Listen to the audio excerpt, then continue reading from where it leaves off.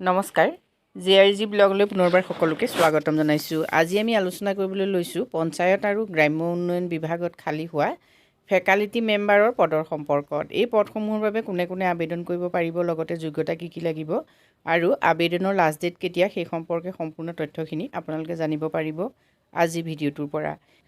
এইখন হ'ল official notification. এই নটিফিকেশ্যনখন আপোনালোকে সম্পূৰ্ণ চাই লওক। ইয়াত ফেকাল্টি মেম্বাৰৰ পদ আছে 7টা।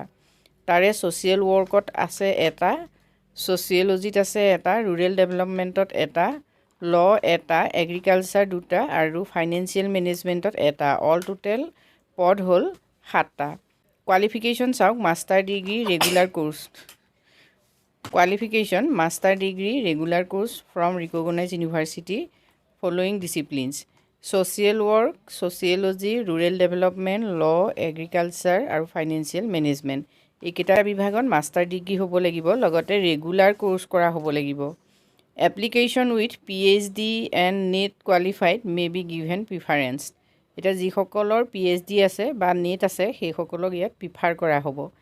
এই পদসমূহৰ বাবে এক্সপিৰিয়েঞ্চ বিচাৰিছে, গভমেণ্টৰ হ'লেও হ'ব, প্ৰাইভেটৰ হ'লেও হ'ব।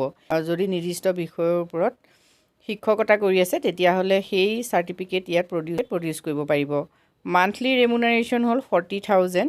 এজ হ'ল maximum age up to 40 years, 40 বছৰৰ ভিতৰত হ'ব লাগিব। আৰু type of engagement contractual for 1 year। Engagement এটা বছৰৰ বাবে হ'ব, প্ৰজেক্টৰ আণ্ডাৰত, গতিকে ৰেগুলাৰ হোৱাৰ ইয়াত চান্স নাথাকে।